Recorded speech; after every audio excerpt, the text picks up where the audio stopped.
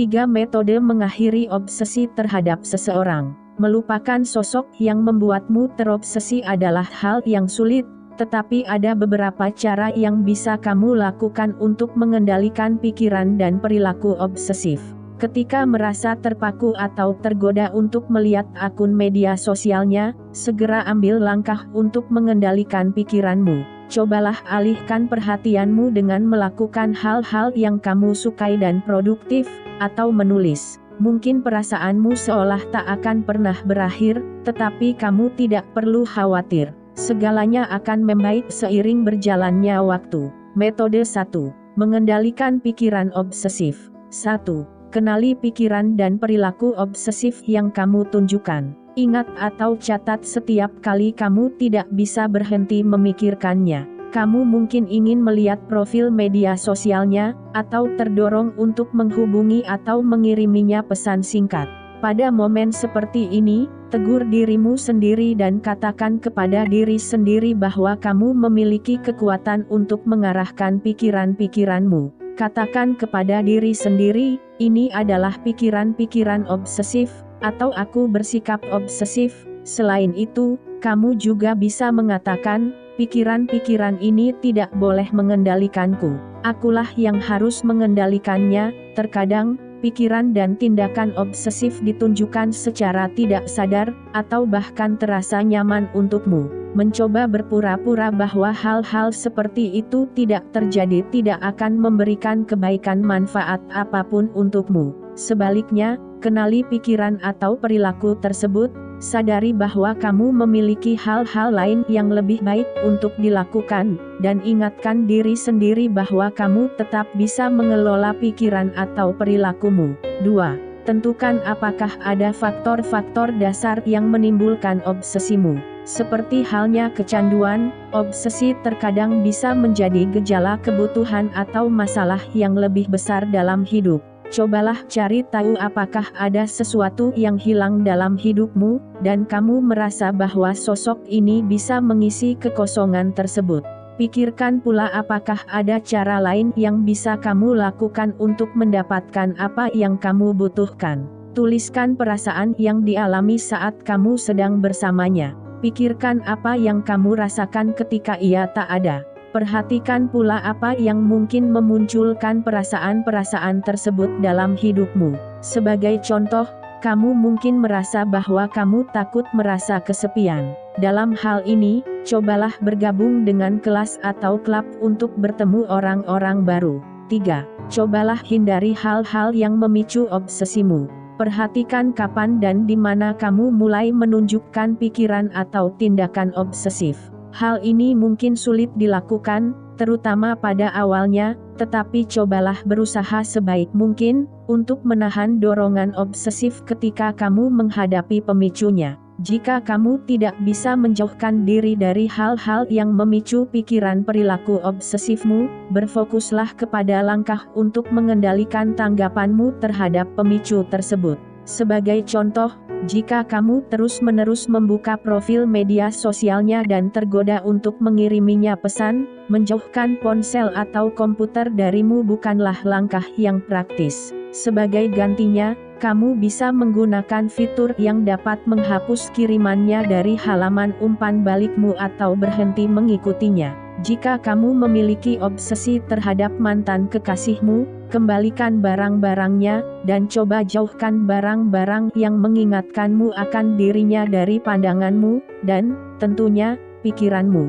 Jika kamu tidak bisa menghindarinya, cobalah jaga jarak dengannya. Jika ia duduk di sampingmu di kelas, cobalah hindari kontak mata dan bayangkan ia sebagai sosok yang berbeda. Berfokuslah kepada tugas yang ada, dengan mencatat materi yang diajarkan. 4. Berfokuslah kepada detail lingkungan yang ada di sekitarmu. Ketika mulai merasa terpaku kepadanya, ambil napas dalam-dalam dan tutup mata. Dengarkan dengan saksama suara-suara di sekitarmu dan pikirkan semua sensasi lain yang kamu rasakan pada saat itu. Tanyakan kepada diri sendiri, seperti apa suhu udara saat ini? Apakah aku merasa kepanasan, kedinginan, atau nyaman? Suara apa yang ku dengar dan bau apa yang ku cium saat ini? Seperti apa cuaca saat ini? Seperti apa langit hari ini? Obsesi sering kali mencakup pikiran-pikiran seperti bagaimana jika aku melakukan ini atau apa yang ia lakukan sekarang. Pikiran-pikiran seperti ini terfokus pada tempat lain ataupun masa lalu dan masa depan.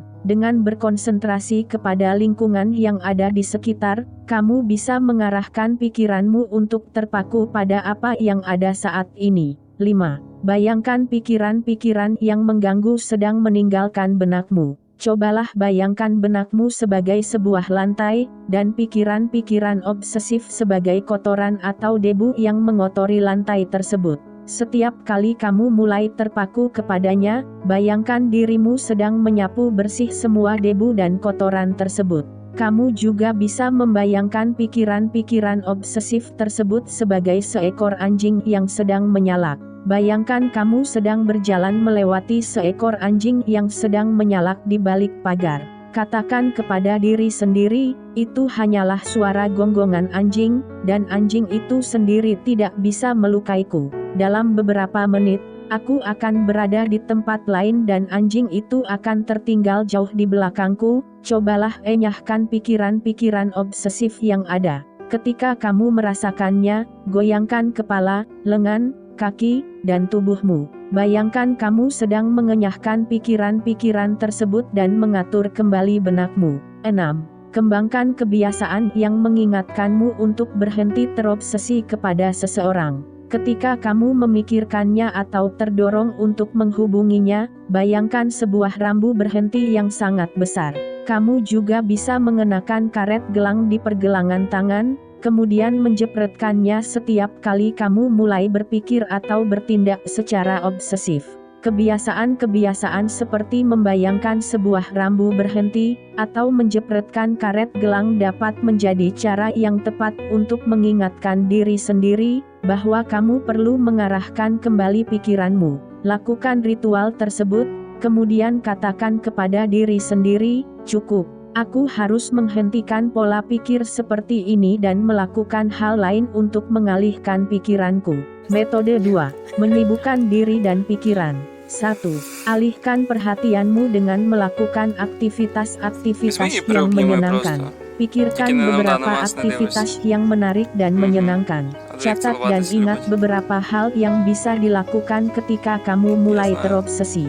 Jika kamu sudah mengetahui aktivitas-aktivitas yang bisa dilakukan, kamu bisa segera mengalihkan pikiranmu jika diperlukan. Beberapa contoh aktivitas yang bisa dilakukan, diantaranya adalah berkebun, membaca novel yang berkualitas, mendengarkan musik yang tidak mengingatkanmu kepadanya, memainkan permainan video, bermain instrumen musik, menggambar, melukis, atau berolahraga. 2. Lakukan sesuatu yang bisa memberikan semacam prestasi untukmu. Pikirkan proyek-proyek yang akhir-akhir ini kembali kamu kerjakan. Meskipun tidak harus berkaitan dengan sosok yang membuatmu terobsesi, proyek atau pekerjaan ini mungkin sesuatu yang sempat kamu tunda karena pikiran atau tindakan obsesifmu. Selesaikan proyek atau pekerjaan tersebut, dan pikirkan bahwa hal tersebut mewakili kemampuanmu untuk bisa bangkit melewati obsesimu. Sebagai contoh, mungkin kamu sudah lama tidak berlatih piano atau membersihkan kamarmu. Mungkin kamu juga tertinggal atau belum menyelesaikan proyek di tempat kerja atau sekolahmu. Menyelesaikan tugas, terutama tugas yang selama ini tertunda, merupakan cara yang baik untuk membangun kondisi dan pola pikir yang positif dan dapat memberdayakan dirimu. 3. Cobalah tuliskan pikiran-pikiran obsesif yang menghantuimu. Jika kamu kesulitan mengubah pola pikirmu, tuliskan pikiran-pikiran yang ada di benakmu. Gambarkan emosimu, tulislah surat kepada sosok yang membuatmu tergila-gila, atau catat frasa dan kata yang tidak bisa kamu enyahkan dari benakmu. Jangan tunjukkan tulisanmu kepada sosok yang tidak bisa kamu lupakan. Selain itu, jangan baca kembali dan terpaku kepada tulisanmu. Sebagai gantinya, fokuskan diri untuk mengenyahkan pikiran-pikiran tersebut sambil menuliskannya di selembar kertas. Robek dan buang kertas tersebut setelah selesai menulis untuk secara simbolis melepaskan pikiran-pikiran obsesifmu. 4. Lakukan meditasi atau cobalah teknik-teknik relaksasi. Kenakan pakaian yang longgar, putar musik yang menenangkan, dan duduklah dalam posisi yang nyaman.